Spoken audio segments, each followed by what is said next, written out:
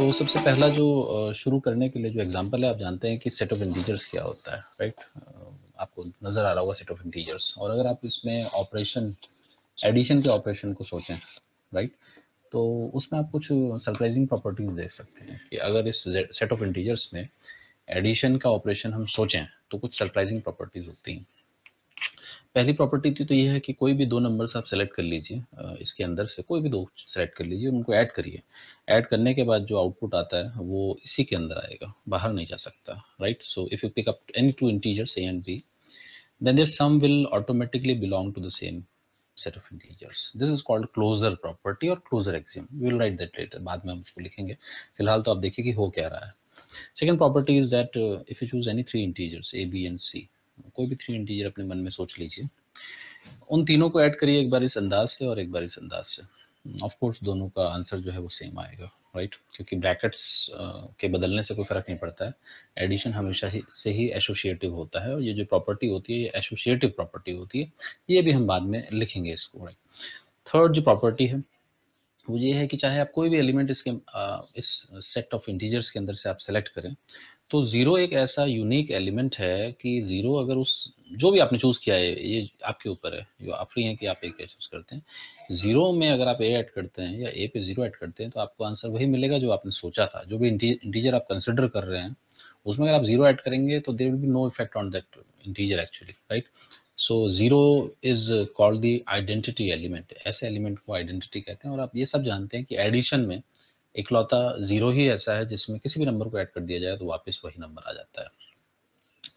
Last property but not least, आखिरी property कि किसी भी एलिमेंट को अगर आप चूज करें, आपके ऊपर है, जो भी आपको अच्छा लगे, तो हर किसी सिलेक्टेड एलिमेंट के लिए एक यूनिक एलिमेंट माइनस ए भी मौजूद होगा। अगर आप सपोज 5 को चूज करते हैं तो -5 भी जरूर इसके अंदर बैठा है। कुछ ऐसा होने वाला है कि अगर आप 5 और -5 को ऐड करेंगे तो जीरो आएगा, या -5 + 5 करेंगे तो भी जीरो आएगा। तो ये सिर्फ 5 के लिए नहीं है बल्कि हर एलिमेंट के लिए सच है। इनफैक्ट अगर आप कोई भी नंबर 22/7 नहीं, 22 अगर आप लेते हैं, 22 एक इंटीजर है जो इसके अंदर बैठा हुआ है, तो उसका जो इनवर्स आएगा वो -22 आएगा, ऑफ कोर्स। और ये हर एलिमेंट के लिए सच है। तो ये नेगेटिव ऑफ ए को बोलते हैं इनवर्स ऑफ ए जेड के अंदर, राइट? तो ये चार जो खूबसूरत प्रॉपर्टीज आपने देखी, जो कि इत्तेफाक से सेट ऑफ इंटीजर्स ने फुलफिल करी with respect to the operation of addition. ये आपने ये एक इत्तेफाक हुआ है, और हर सेट में ऐसा नहीं होता है, किसी किसी में ऐसा होता है, ठीक है? अगला एग्जांपल देखिए मोटिवेशन के तौर पे कि आप कंसिडर करिए रियल नंबर्स जिनमें से कि जीरो को हटा दिया गया है। एक्सक्लूड करने के लिए हटाने का साइन होता है, इसका मतलब नॉन जीरो रियल नंबर्स। और इस बार आप ऑपरेशन इमेजिन करिएगा मल्टीप्लिकेशन का। इस बार आप एडिशन मत करिए, मल्टीप्लिकेशन करिए। सबसे पहली प्रॉपर्टी जो हमने पिछली बार करी थी वैसे ही हम कुछ करेंगे कि इस बार हम दो नंबर सेलेक्ट तो करेंगे इसके अंदर से, लेकिन उनको ऐड नहीं, उनको मल्टीप्लाई करेंगे। सो if you multiply those two numbers, of course the result will be a non zero real number, that's true, right? It means that again this set is closed with respect to multiplication, right? And if you choose any three integers from this set, then and if you multiply them in this fashion or in this fashion, again the answer will be same. ये भी कोई बड़ी बात नहीं है। तीसरी बात कि अगर आप कोई एलिमेंट फिर से इससे चूज करें, कोई एक एलिमेंट, तो उसके करस्पॉन्डिंग हमेशा किसी भी एलिमेंट के लिए वन एक ऐसा एलिमेंट है जो उसके अंदर बैठा हुआ है। और कुछ ऐसा होता है कि आप ए से वन की मल्टीप्लाई करें या वन से ए की करें, वापस ए को ही ए ही आंसर आ जाएगा, right? It means that there will be no effect on multiplication of your chosen number with this special number 1. So if you multiply any number with 1, you will get the same number back again, right? That's why 1 is called the identity element, और we called it multiplicative identity. जैसे zero जो होती है ऊपर आपने पढ़ा था वो एडिटिव आइडेंटिटी होती है, एडिशन के लिए वो आइडेंटिटी मानी जाती है। ऐसी मल्टीप्लाई में वन आइडेंटिटी होती है। आप जानते हैं कि किसी भी नंबर को वन से मल्टीप्लाई करें तो वापस वही नंबर आ जाता है, ठीक है? लास्ट प्रॉपर्टी कि आप कोई भी नंबर आप चूज करें इसके अंदर से, तो उसके लिए एक उसका ऐसा नंबर हमेशा मौजूद होगा, आर के अंदर ही मौजूद होगा, कि अगर आप उन दोनों को मल्टीप्लाई करते हैं तो आंसर आइडेंटिटी के बराबर आ जाता है, राइट? तो अगर आप ए चूज करते हैं तो फिर वो यूनिक एलिमेंट होगा 1/a। तो a multiplied with 1/a will give you the identity element of this particular set, right? Just like in the previous example, for any element a, there was a unique element -a, such that when you add them you get the identity of that set with respect to addition. So it's all about getting the identity. Somehow you need the identity element as an answer, either by addition or by multiplication. It depends on the operation actually. So in the second example, we have taken multiplication of this operation. That's why I'm actually trying to multiply two numbers, and I try to get 1. So a should be multiplied with 1 upon a in order to get 1. Of course, a should not be multiplied with minus a in order to get 1. Okay. So here 1 upon a will be called the inverse of a. Okay. So again, you see the same four properties satisfied by a different set and with respect to a different operation, this time multiplication. So just I said earlier that these four properties or four axioms, we call sometimes them axioms भी कहते हैं properties को. So these four axioms are not satisfied by all the sets in the world. कुछ ही set होते हैं जो इन चार properties को satisfy कर पाते हैं और उन सेट्स को ग्रुप कहते हैं with respect to that operation, चाहे वो एडिशन हो मल्टीप्लिकेशन. ये होती है ग्रुप की डेफिनेशन जो कि हम अब लिखने वाले हैं. Right now definition of group. तो डेफिनेशन ऑफ ग्रुप स्टार्ट होती है कि जी आपको चाहिए एक सेट चाहिए जो नॉन एम्प्टी होना चाहिए, खाली नहीं होना चाहिए.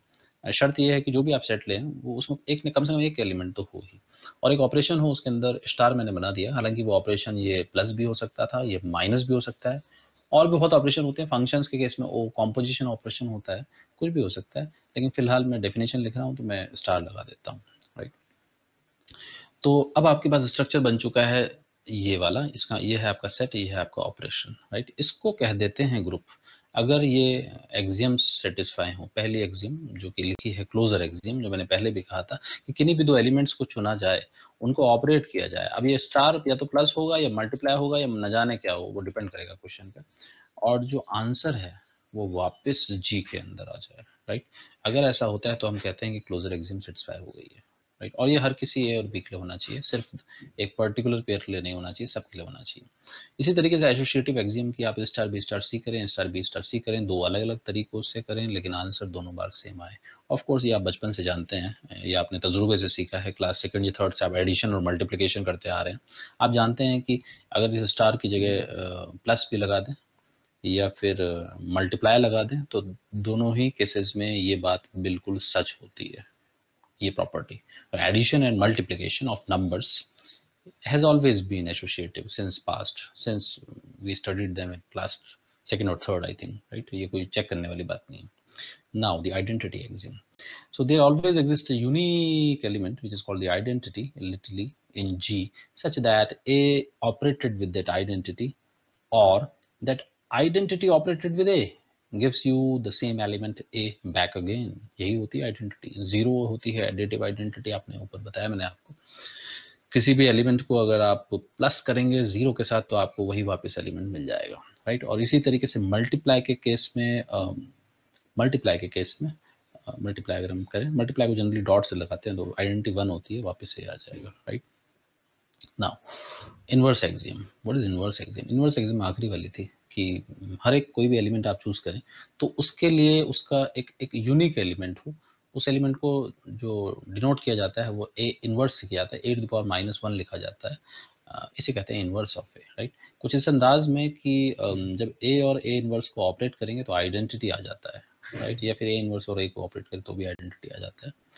अब आप इस यहाँ पे इम्पोर्टेंट पॉइंट ये है कि this a inverse is actually it may be minus a in case of addition, or it may be 1 upon a in case of multiplication. So this is just a symbol actually.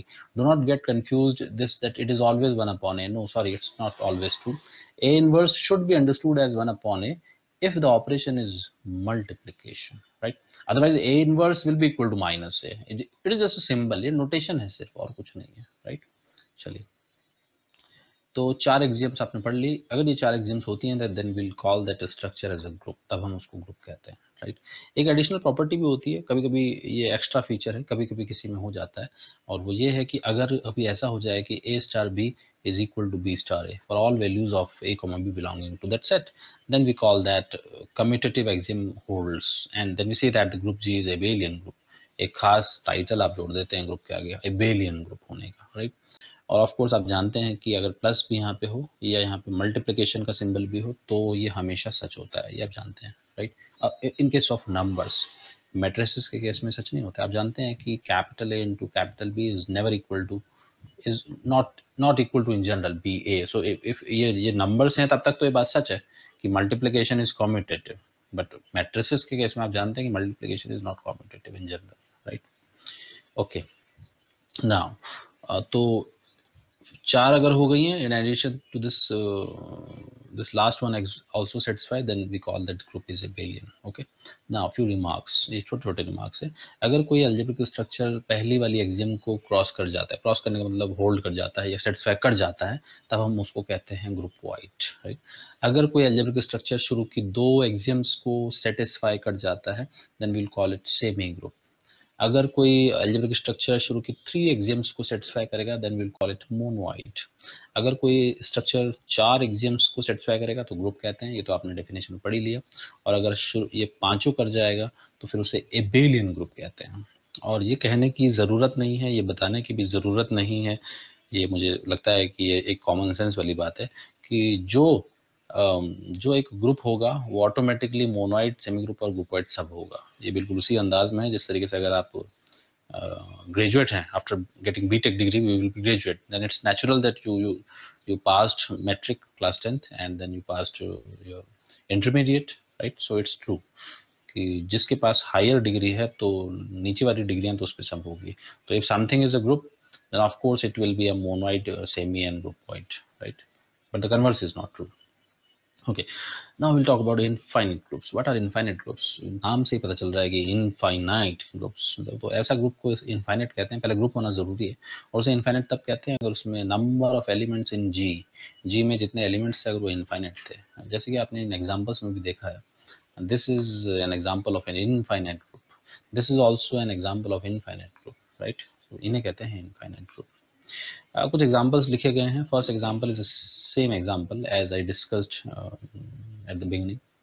Second one is also same, which I discussed as a second example in the beginning, but here also I have used different notation. I talked about real numbers excluding this 0, right. और कभी कभी हो सकता है कि कुछ लोग या कुछ स्टूडेंट्स इसे इस सिंबल से दिखाना पसंद करें, rather than writing this exclusion of 0. ऐसा नहीं लिखते कभी कभी कुछ लोग लिख देते हैं आर के ऊपर एक क्रॉस का सिंबल बना देते हैं. क्रॉस मीन्स मल्टीप्लिकेशन, और जब मल्टीप्लिकेशन की बात आएगी तो 0 को आप नज़रअंदाज कर देंगे क्योंकि आप जानते हैं कि 0 का जो मल्टीप्लिकेटिव इनवर्स होता है, 0 का देखिए एडिटिव इनवर्स तो पॉसिबल है, 0 का additive inverse will be -0, but the multiplicative inverse of 0 will be 1/0. But 1/0 is equal to infinity. So infinity is not the part of real number. That's why we have to ignore 0 from the set of real numbers if the operation is of multiplication, right? So ये जो symbol है यहाँ पे, इससे आपको थोड़ा सा alert हो जाना चाहिए कि whenever we use this symbol, immediately conclude that 0 doesn't belong to this set, because the operation is multiplication. Division of by 0 is not allowed. That's why. Okay, right? सो ये आपने ऊपर पढ़ा कि भाई ये एबेलियन ग्रुप होता है, वो एक अलग बात है कि होता है, लेकिन इसमें 0 नहीं होता है.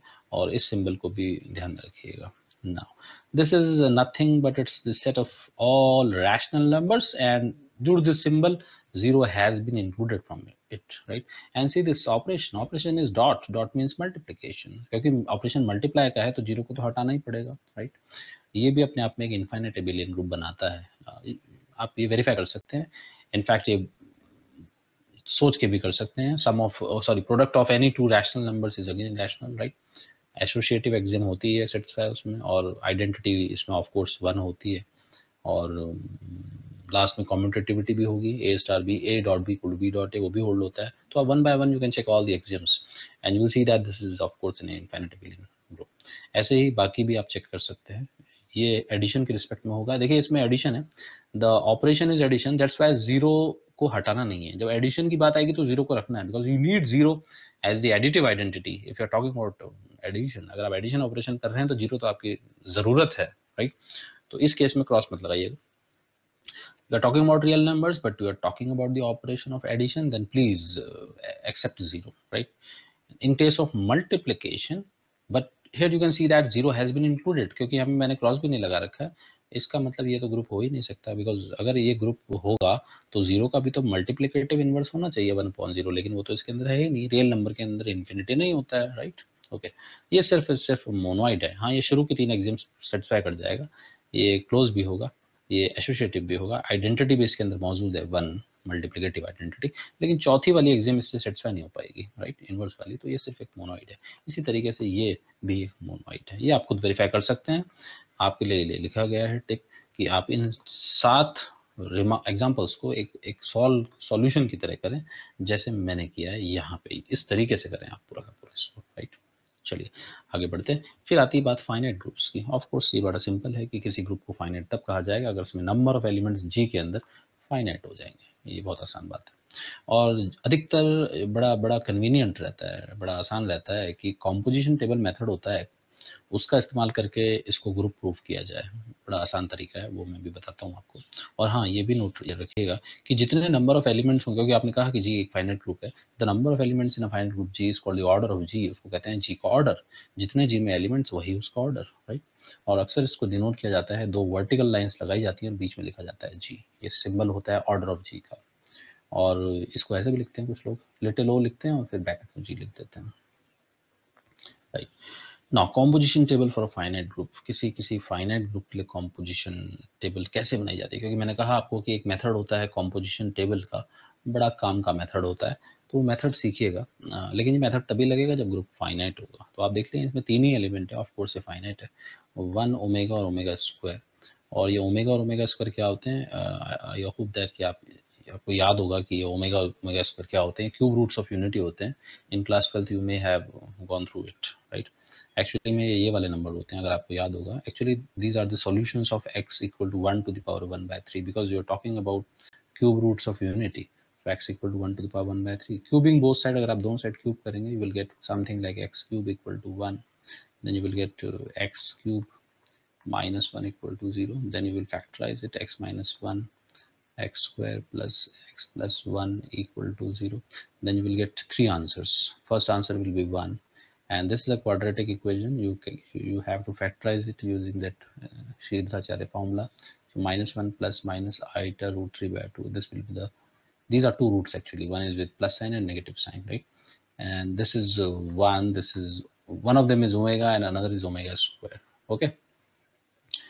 तो एक को ओमेगा मान लेते हैं प्लस वाले को, और जिसमें माइनस आ रहा है उसको ओमेगा स्क्वायर मान लेते हैं। मान भी क्या लेते हैं एक्चुअली में, अगर आप प्लस वाले को ओमेगा मानेंगे जिसके बीच में प्लस साइन है, तो उसका स्क्वायर करेंगे तो आपको दूसरा वाला मिल जाएगा, या फिर आप नेगेटिव वाले को ओमेगा मान लें, उसका स्क्वायर करेंगे तो दूसरा वाला मिल जाएगा, ऐसा होता है। तो ज़्यादातर ये तो कॉम्प्लेक्स नंबर है, this is a real number but these are complex numbers. तो इनको डिनोट कर लिया जाता है, एक को ओमेगा मान लिया जाता है, एक को ओमेगा स्क्वायर, ये सिम्बल्स मान लिए जाते हैं, क्योंकि आइटा लिखना बार बार कन्वीनियंट नहीं होता है, राइट। ये आपने क्लास 11th में भी पढ़ा था। These are called cube roots of unity. Similarly we can find fourth roots of unity, ऐसे ही निकाले जा सकते हैं। उसमें आपको सॉल्व करना पड़ेगा x equal to 1 to the power 1/4 को, क्योंकि fourth roots of unity, right. चलिए वो हम आगे निकालेंगे भी। Now the important point is how to make a composition table, right? So बड़ा आसान होता है, जो ये नंबर्स लिखे हुए हैं, जो सेट दिया हुआ है 1 ओमेगा, उनको आपने सीरीज में लिख देना, 1 omega omega square top, right. And here also 1 omega omega square, same pattern लिखना है आपको, चेंज नहीं करना order. and here this position is actually reserved for the operation. You know that the operation is multiplication, so that's why I have put a dot here, okay? Now what I will do, I'm just going to multiply these two. I will multiply this and this, and the answer is written here. So 1 into 1 is 1, okay? 1 into omega is omega, okay? And 1 into omega square is omega square. That's pretty simple. Now omega multiplied with 1 is omega, omega into omega is omega square, and now omega into omega square is omega cube. But how many of you know that omega cube is equal to 1? Omega cube is equal to 1. You should remember this. Of course, 1 omega and omega square are solutions of this equation. Actually, I solved this equation earlier. I rubbed that. So if 1 omega and omega square are solutions of this equation, then each number should satisfy here, right? So if you place 1 here, so 1 cube equal to 1, that's fine. If you place omega here, then omega cube equal to 1. So that's what I have used here. That's how this is the identity, how it appeared actually, right? Omega cube 1 क्यों होता है ये आपको पता होना चाहिए, क्योंकि दरअसल ये x क्यूब इक्वल टू 1 का सॉल्यूशन होते हैं, तो उसको होना पड़ेगा, क्यूब करके बनाना ही पड़ेगा, राइट। चलिए तो ये याद रखिएगा, omega cube equal to 1, then omega square multiplied with 1 again gives you omega square, then omega square multiplied with omega will give you omega cube 1, okay. Last, omega square into omega square will give you omega to the power 4, and omega to the power 4 can be written as omega cube dot omega, and this will be 1 dot omega, so it will be ultimately omega, okay. So the calculation has been shortened here, क्योंकि table बड़ी छोटी है इसीलिए हमने लिख दिया। Now note the important point. See the entries. How many entries are there in this composition table? Exactly 9 entries. This is the portion of entries of the composition table, right? You see that each entry here, each of these entries are belonging to the set G. कोई entry ऐसी नहीं है जो जी के अंदर मौजूद ना हो। आप देख लीजिए जो ब्लू कलर से जो एंट्रीज मैंने लिखी है मल्टीप्लाई करके, इनमें से कोई भी ऐसा नंबर ऐसा नहीं है। हाँ, आपको लगेगा कि सर ये ओमेगा 4 आया था, ओमेगा 4 तो इसमें है ही नहीं, लेकिन इवेंचुअली ओमेगा 4 किसके इक्वल निकला? ओमेगा 4 ओमेगा के इक्वल ही आ गया था, तो उसी के अंदर था, जी के अंदर आ गया था, राइट। इसी तरीके से ओमेगा क्यूब यहाँ पे आया था, देखें तो यहाँ ओमेगा क्यूब है ही नहीं, लेकिन ध्यान से देखेंगे तो यही तो ओमेगा क्यूब है, 1 ही तो ओमेगा क्यूब है, राइट। तो omega cube is not a new number, it is just 1. Omega to the power 4 is not a new number, it's omega. Similarly, omega to the power 5 is not a new number, but it's actually omega squared. So each entry here you obtained after multiplication of this left row and this top row, each entry is belonging to G. Okay, right. Now yeah, so it means that this is closed. Closure axiom is satisfied. Whatever I said, it means that each entry in the table belongs to the set G itself, hence G is closed. It means that first axiom is satisfied, closure axiom holds, right? Okay. Now multiplication of complex numbers is always associative. You do not need to prove the second axiom. Second axiom was associative axiom, you can check it here. Closure axiom was verified just by observing the entries of the composition table. Associative axiom, you don't need to verify it, because we know from our past experience, and everybody knows that if you multiply numbers, then those are three numbers. You take three numbers and multiply them in any fashion, a into b into c or a into b into c. It doesn't matter where you use brackets, it doesn't matter what order you use, right? The answer will always be same. A into b into c, will the answer is always same, right?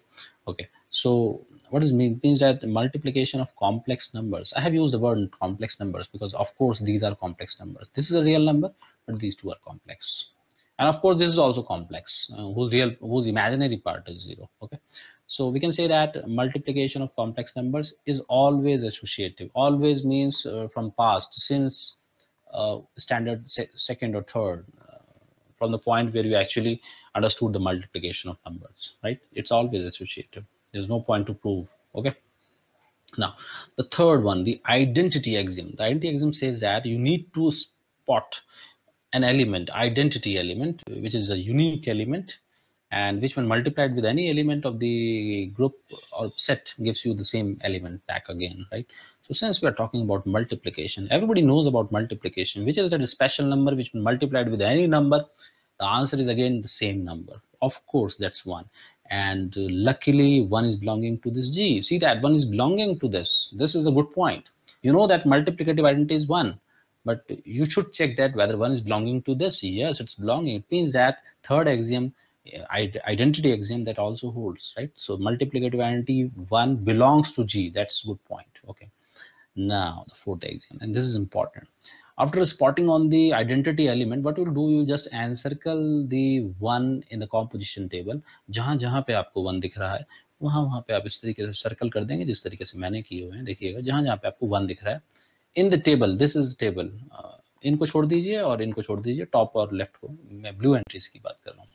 तो जब आपने 1 को spot कर लिया, encircle भी कर लिया, तो एक तरीका होता है इन्वर्स निकालने का, वो ये होता है, सबसे पहले आप निकालेंगे 1 का इन्वर्स, फिर आप निकालेंगे ओमेगा का इन्वर्स, और आप निकालेंगे ओमेगा स्क्वायर का इन्वर्स, क्योंकि 3 ही एलिमेंट है तो तीनों के अपने इन्वर्स होने चाहिए, right.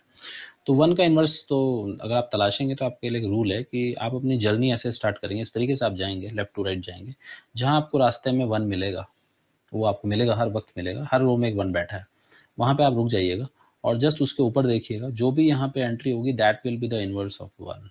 Okay, so this is a golden rule. क्या है rule? You start your journey from extreme left, okay, and during your journey you will definitely meet the identity element, and on meeting the identity element you should stop at that point and just observe the element sitting at the top, right? That will be the inverse of the corresponding element sitting in that special row जहां से आपने journey start करी थी ना। देखिए 1 का inverse इस लिहाज से तो 1 होना चाहिए, राइट, और ओमेगा का इन्वर्स इसी तरीके से यहाँ पे जाके आप स्टॉप करेंगे, इसके ऊपर देखेंगे ओमेगा स्क्वायर, तो ओमेगा का इन्वर्स ओमेगा स्क्वायर, राइट। उसी तरीके से ओमेगा स्क्वायर का इन्वर्स आना चाहिए ओमेगा, राइट, सेम लॉजिक। ये लिखने आपको पड़ेंगे, देखिएगा इस अंदाज से, inverse of 1 you should write this fashion, क्योंकि मैंने कहा था कि एक्चुअली इसका मतलब 1/1 नहीं, it doesn't mean 1/1, it doesn't mean reciprocal like in mathematics, ये जस्ट एक नोटेशन है, राइट। तो इनवर्स ऑफ 1 इज 1, ओके, 1 का इनवर्स 1 है, वो आपने देख लिया। ओमेगा का इनवर्स ओमेगा स्क्वायर है, ये भी आप देख रहे हैं यहाँ से ऊपर से, और ओमेगा स्क्वायर का inverse is omega, visible from the table, right. ना ये 4 एग्जाम्स तो हो गई हैं, तो ये ग्रुप प्रूव हो चुका है यहाँ तक, लेकिन अभी एक एक्स्ट्रा एग्जाम भी है जो इसमें फुलफिल हो रही है किस्मत से। वो ये है कि multiplication of complex numbers is always commutative. Commutative असल में ये वाली प्रॉपर्टी होती है, लास्ट वाली, कभी कभी होती है, हर किसी में नहीं होती है। A star b equal to b star है, तो ये सच है कि कोई भी दो नंबर्स अगर आप लेंगे और उन्हें मल्टीप्लाई करेंगे a into b, that will always be equal to b into a. तो ये भी हमने बचपन से जाना, समझा और सोचा है कि जब भी हमने दो नंबर्स को मल्टीप्लाई किया है, 4 इंटू 3 करें या 3 इंटू 4 करें, आंसर बराबर आता है। इनफैक्ट कॉम्प्लेक्स नंबर्स में भी बराबर आता है, राइट। तो ये भी एक जानी मानी बात है, इसको प्रूफ करने की जरूरत नहीं है। तो ये कॉम्यूटेटिव होगा, और कॉम्यूटेटिव होगा तो फिर ये ग्रुप तो है ही, एबेलियन ग्रुप बोला जाएगा इसको, एबेलियन वर्ड इसमें लग जाएगा। ओके और हाँ, इसमें एक ऑब्जर्वेशन और भी होता है, अगर आप फिफ्थ प्रॉपर्टी को एक टेबल की मदद से देखना चाहें, जैसे आपने आइडेंटिटी ढूंढी है, तो उसमें एक ये भी होता है कि क्योंकि फर्स्ट रो सिमिलर है फर्स्ट कॉलम के, right, second row is exactly same as the second column, third row is exactly same as the third column. So this is a kind of symmetry. If this symmetry is visible in the composition table, then you can guarantee that this fifth property hold. ये भी एक तरीका होता है, right? चलिए अगले question बढ़ते हैं। These are fourth roots of unity. These are actually the solutions of x equal to 1 to the power 1/4. So if you solve this, you will be getting x to the power 4 equal to 1, and you will get x square minus 1 into x square plus 1 equal to 0. This is simple mathematics. इसको solve करेंगे तो दो answer आएंगे, एक आएगा +1 और एक आएगा -1, और इसको सॉल्व करेंगे तो दो आंसर आएंगे i10 minus i10। These are the fourth roots of unity which are mentioned here, आपको लिख के दिए गए, हो सकता है लिख के ना भी दिए हों, ना भी दिए हों तो आप निकाल लीजिएगा इस तरीके से, राइट। तो अच्छी बात यह है कि लिख के दिए हुए हैं। चलिए, तो ये भी कहते हैं कि ये भी एबेलियन ग्रुप बनाते हैं, और इस बार भी ऑपरेशन मल्टीप्लाई का है, राइट। तो क्योंकि इसमें 4 ही एलिमेंट है और फाइनाइट है, तो क्यों ना इसे कॉम्पोजिशन टेबल से किया जाए। कॉम्पोजिशन टेबल बनाना बड़ा आसान होता है, ऑलवेज स्टार्ट विद 1। मैं आपको पहले ही बता चुका हूँ, जस्ट ये तो देखने से पता चल रहा है कि इसमें आइडेंटिटी एलिमेंट 1 होगा, 0 इज नॉट पॉसिबल, 0 इसके अंदर है भी नहीं वैसे भी, और मल्टीप्लाई के केस में the identity element is 1, okay. Now तो आपने 1 को सिलेक्ट, 1 से स्टार्ट करा, 1 -1 आइटम माइनस आइटम, कोई फर्क नहीं पड़ता है वैसे आप इसका ऑर्डर क्या लगाएं, लेकिन फिर भी it's convenient to start with 1। चलिए, और अब मल्टीप्लाई करना शुरू कर दीजिए। मल्टीप्लाई करेंगे, 1 into 1 is 1, 1 into iota is C है, 1 into -1 is -1, 1 into iota is iota, 1 into minus iota is minus iota. So just complete the first row. Similarly, you can complete the second row. -1 into 1 is -1, -1 into -1 is +1, -1 into iota is minus iota, -1 into minus iota is plus iota. This is the completion of second row. Now the third row. Iota into 1 is iota, iota into -1 is minus iota, iota into iota is iota square, and iota square is equal to -1. You should remember this. This is also an identity, right? Iota square equal to -1, and iota multiplied with minus iota is minus iota square, so that will give you +1. So this is how the composition table is completed. Now the last row remains. अभी ये row बची है आपके पास, तो ये बड़ा easy होता है इसको बनाना, कुछ खास घबराने की बात नहीं है। मल्टीप्लाई करके निकाल लीजिए। एक तरीका ऐसा भी होता है कि जो एलिमेंट्स इस कॉलम में आ चुके हैं, एक एलिमेंट अभी मिसिंग है जो नहीं आया है, वो माइनस आइटा नहीं आया तो वो आ जाएगा, ऐसे भी इसको कर सकते हैं। इन 3 एंट्रीज में से जो नहीं आया वो यहाँ पे आ जाएगा, और आप सिंपली मल्टीप्लाई करके इसको कंप्लीट कर सकते हैं, राइट। पहला पॉइंट सेम रहेगा, आप फिर से देखिएगा कि every entry in this composition table, 16 entries आपको नजर आ रही होंगी इसमें। Each of those entries are actually belonging to this G. कोई भी ऐसी एंट्री नहीं आई है। हाँ, एक दफ़ा ऐसा हुआ था, इस जगह पे ऐसा हुआ था कि एक नई एंट्री आ गई थी आइटा स्क्वायर, जो कि जी में थी ही नहीं, लेकिन बाद में मालूम चला कि आइटा स्क्वायर तो -1 के इक्वल ही होता है, तो फिर वो जी में थी। इसका मतलब मल्टीप्लाई करके ऐसा कुछ भी नहीं आया आउटपुट में जो कि जी में नहीं था। इसका मतलब फर्स्ट एक्सियम यानी कि क्लोजर एक्सियम आपकी फुलफिल हो चुकी है, राइट।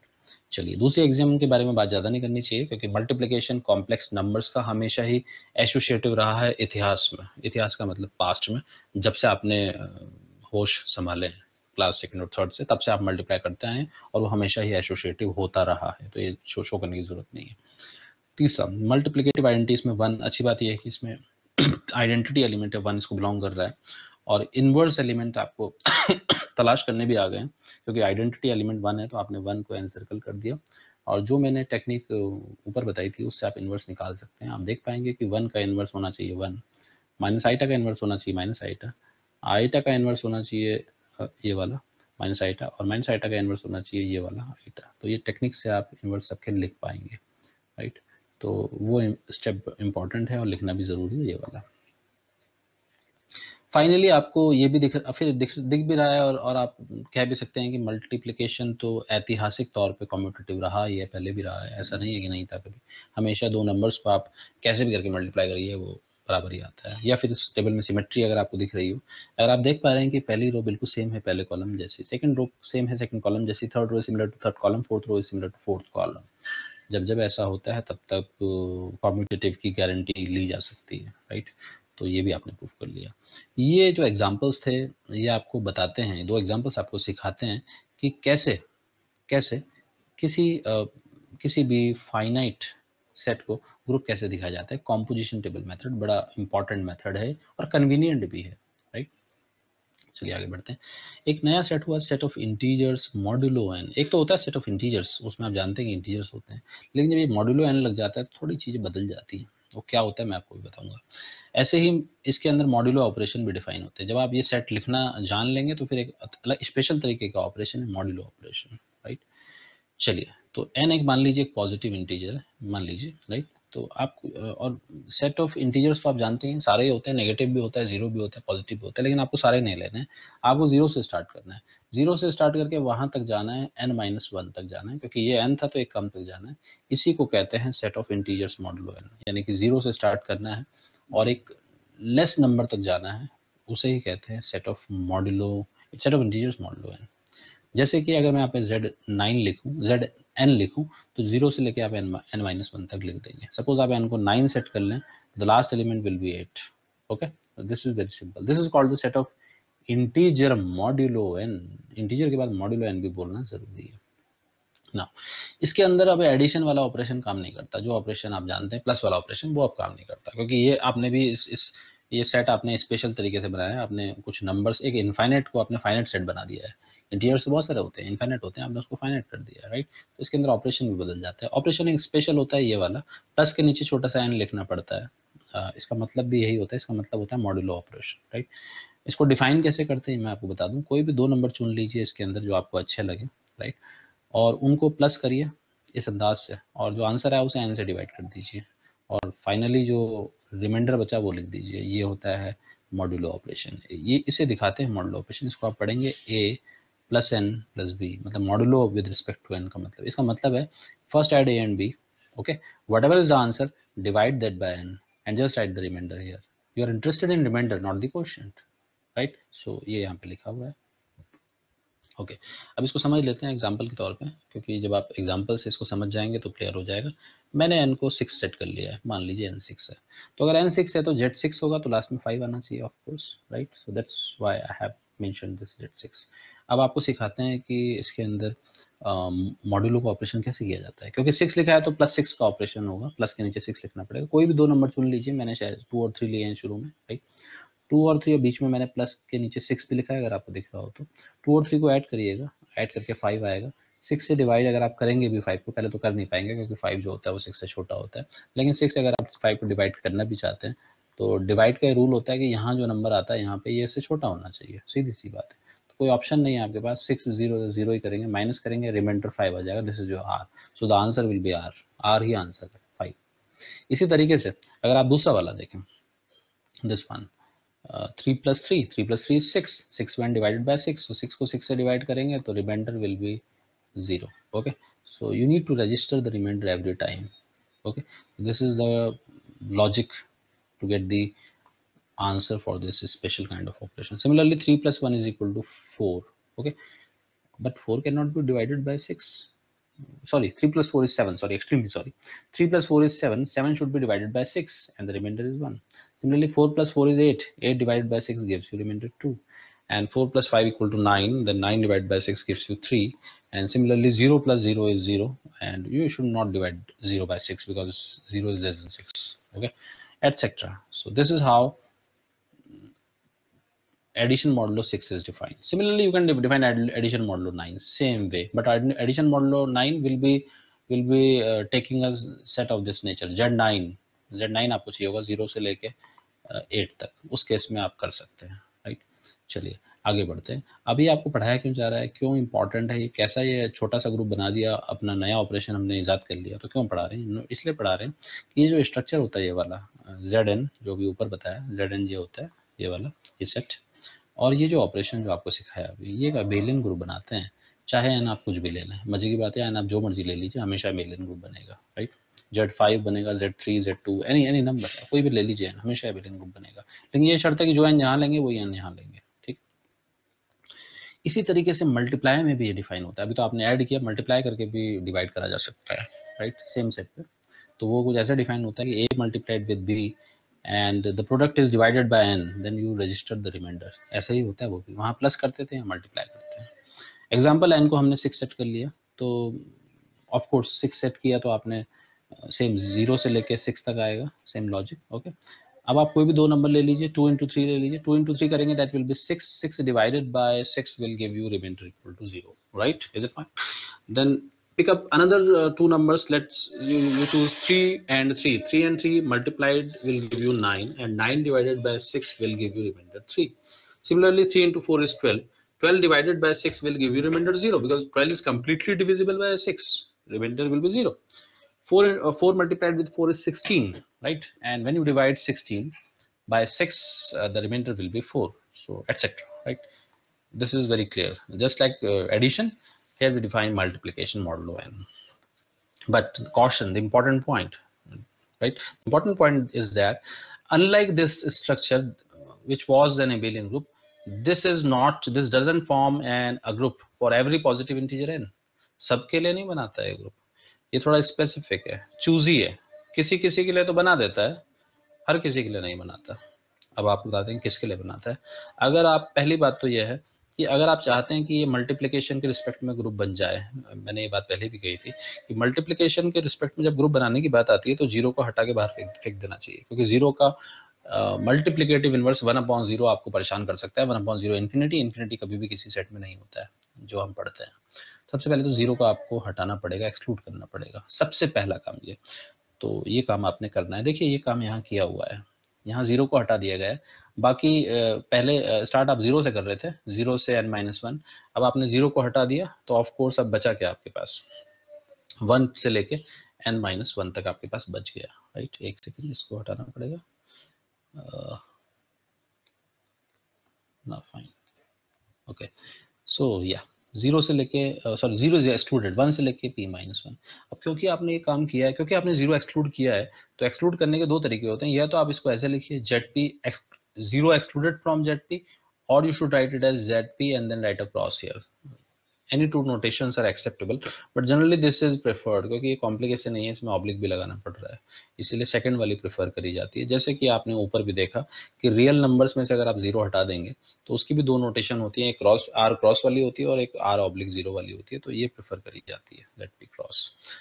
नाउ अब आप बोलेंगे कि ये सर ये तो पहली रिक्वायरमेंट है, but is second requirement. Second requirement ये है कि मैंने कहा कि हर किसी एन के लिए नहीं बनाता ग्रुप, किसी किसी के लिए बनाता है। तो क्या होना चाहिए एन, अगर एन एक प्राइम नंबर है, if n equal to p a prime number, तब ये बना देता है। लेकिन ध्यान रखिएगा जीरो को हटाना मत भूलिएगा, क्योंकि जब जब आप मल्टीप्लाई में जाएंगे तो जीरो आपको आपके लिए मुसीबत बन सकता है।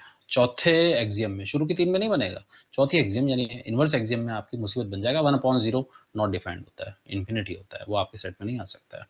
ओके, अब आया काम का नोट। एक तरीके से इंपॉर्टेंट जो याद रखना चाहिए कि ये जो चीज है ये श्योरली ग्रुप बनाएगी।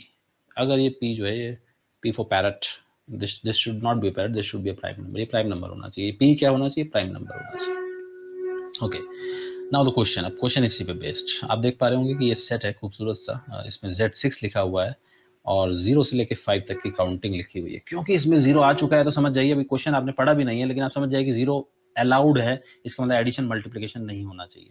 और ये सच भी है, पढ़ लीजिए, अंडर एडिशन मॉडुलो 6। तो ये अच्छा है, एक ध्यान रखिएगा, 0 अगर है तो एडिशन होना चाहिए। If 0 is not there then it should be multiplication. Of course दो ही बातें हो सकती हैं, तो 0 होगा या नहीं होगा, 0 होगा तो एडिशन, 0 नहीं होगा तो मल्टीप्लिकेशन।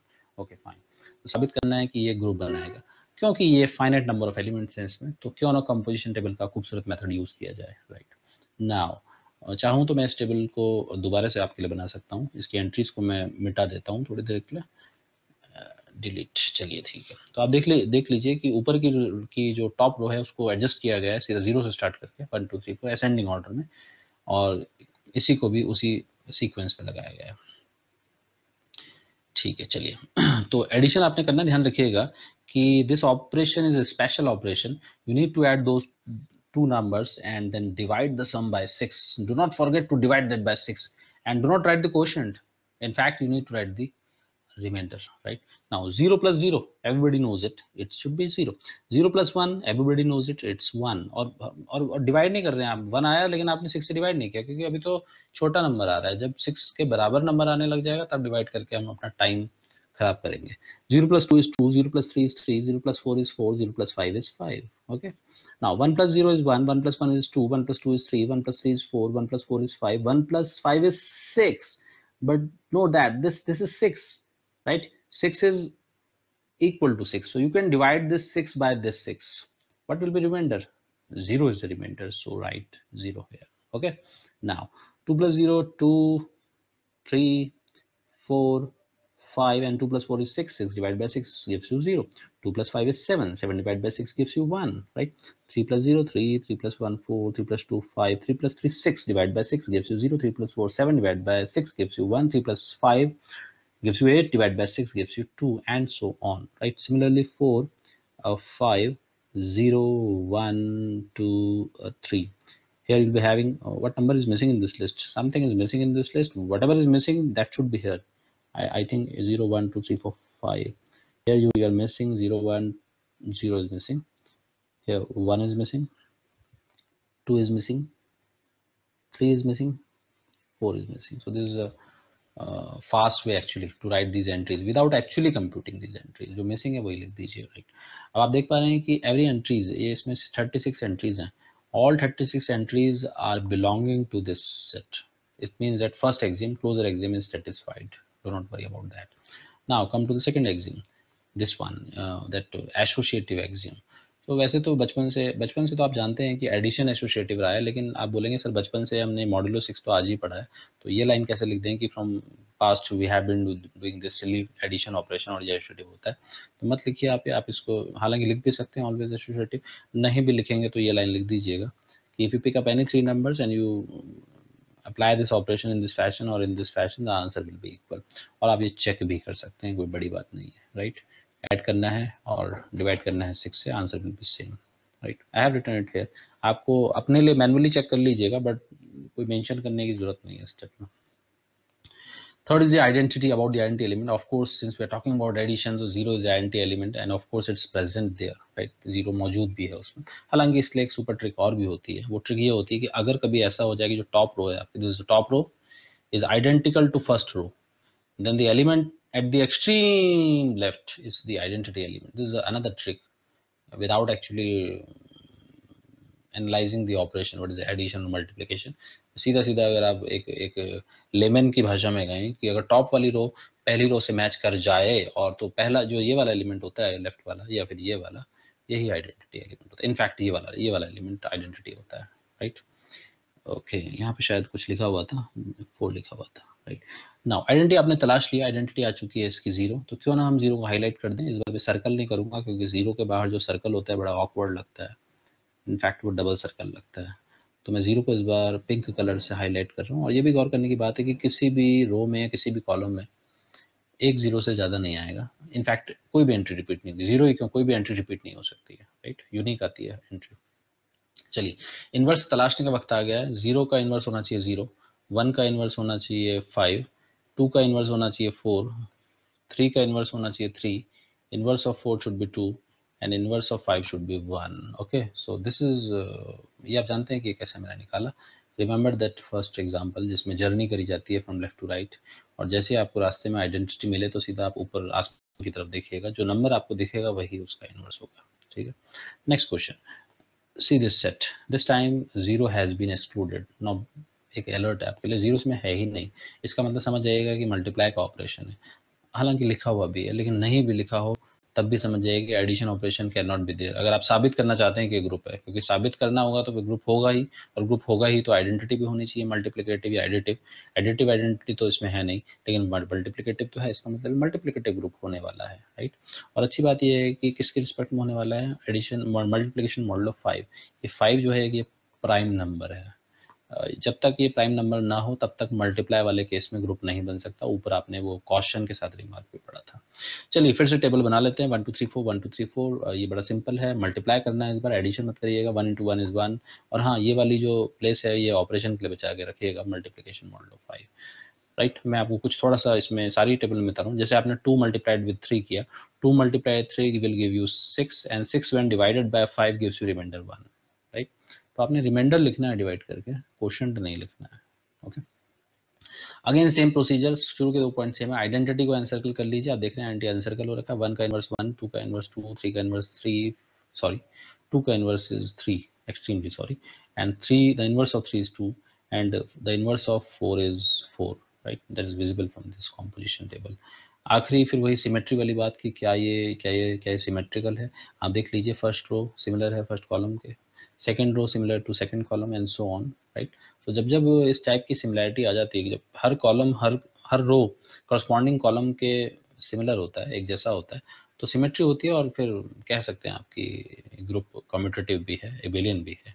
अदरवाइज मल्टीप्लिकेशन तो आप जानते हैं कि हमेशा कम्यूटेटिव होता ही है, राइट। अब एक नई चीज मैं आपको बताने वाला हूँ। आपने अभी तक ये जाना कि जब जब अगर मल्टीप्लाई का केस हो और नीचे प्राइम नंबर ना हो तो ग्रुप तो हो ही नहीं सकता। ये आपने ऊपर देखा, ऊपर लिखा हुआ भी है, ये प्राइम नंबर होना चाहिए। तो लिखा हुआ भी है कि डजंट फॉर्म अ ग्रुप। क्यों नहीं है? क्योंकि 8 is not a prime number. ये तो पहला रिमार्क है, बड़ा इंपॉर्टेंट है।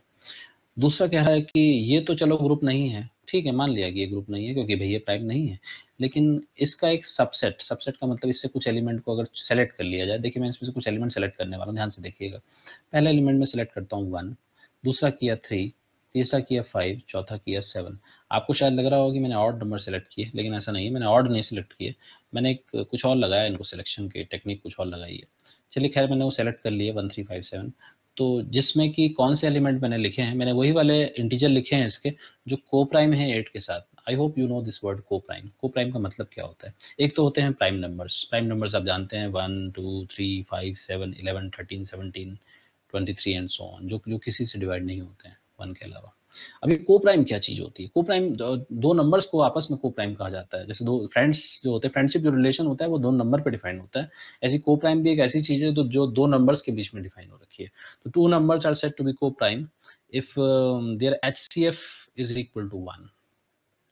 अगर उनका HCF लेके 1 आ जाए, जैसे कि आप देखेंगे 3 और 4 आपस में को प्राइम है, क्योंकि 3 और 4 में अगर आप कुछ कॉमन लेने की कोशिश करेंगे HCF तो 1 ही आएगा। इसी तरीके से 4 और 5 भी को प्राइम है, राइट। इनफैक्ट 4 और 9 भी को प्राइम है। हालांकि ना तो 4 प्राइम नंबर है, ना ही 9 प्राइम नंबर है, बट अगर आप 4 और 9 का HCF लेंगे तो दैट विल बी 1। इसका मतलब 4 and 9 are coprimes relative to each other, right. Coprime उसे कहते हैं।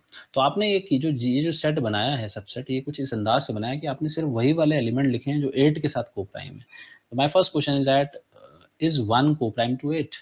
अगर आप 1 और 8 में कुछ कॉमन लेंगे तो the only common factor will be 1। It means that yes, 1 is co-prime to 8। Now my second question is that is 2 co-prime to 8?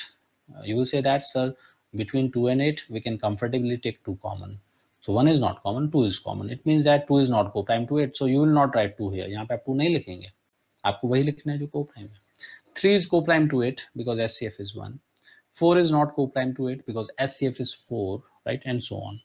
So this set has been especially designed based on the fact that you need to list only those elements of this set which are co-prime to it, and if you do so then that forms a group actually।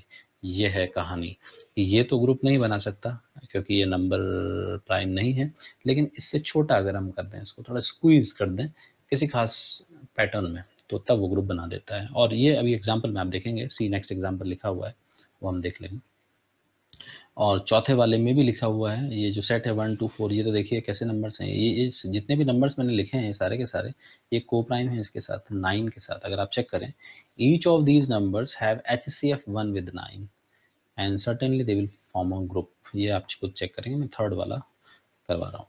चलिए देखिए third question. See this set G, of course 1 तो इसमें है ही नहीं और 0 तो इसमें है ही नहीं, तो एडिशन तो हो ही नहीं सकता। ये एक एबिलियन ग्रुप बना देता है अगर मल्टीप्लिकेशन मॉडुलो 8 का ऑपरेशन। ध्यान रखिएगा मल्टीप्लिकेशन में ये प्राइम नंबर नहीं है, उसके बावजूद भी ग्रुप बना रहा है। वो इसलिए क्योंकि ये भी तो वो सेट नहीं है जो जो होता था 1 से स्टार्ट होकर सारे आते थे, इसमें तो मिसिंग है बीच में। इसका मतलब ये सबसेट है, राइट। चलिए, ज़्यादा घबराने की जरूरत नहीं है। आपको क्या करना है, आपको तो कॉम्पोजिशन टेबल बनानी है। अगर कॉम्पोजिशन टेबल में सब कुछ अच्छा अच्छा हो गया तो आप कह देंगे ग्रुप है, नहीं हुआ तो आप नहीं कहेंगे। मल्टीप्लाई करिए, 1 into 1 1, 1 into 3 is 3, 1 into 5 is 5, 1 into 7 is 7। First row तो बड़ी आसान है। 3 into 1 is 3, 3 into 3 is 9, but 9 should be divided by 8. The remainder is 1. So register the remainder 1, right? Now 3 multiplied by 5 is 15. 15 divided by 8 gives you remainder 7, right?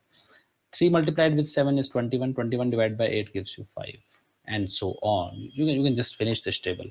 And then after spotting on the identity element everywhere, जो आप देख रहे हैं कि मैंने 1 spot कर रखा है, ये इनवर्स ढूंढने के लिए किया जाता है, आप जानते ही।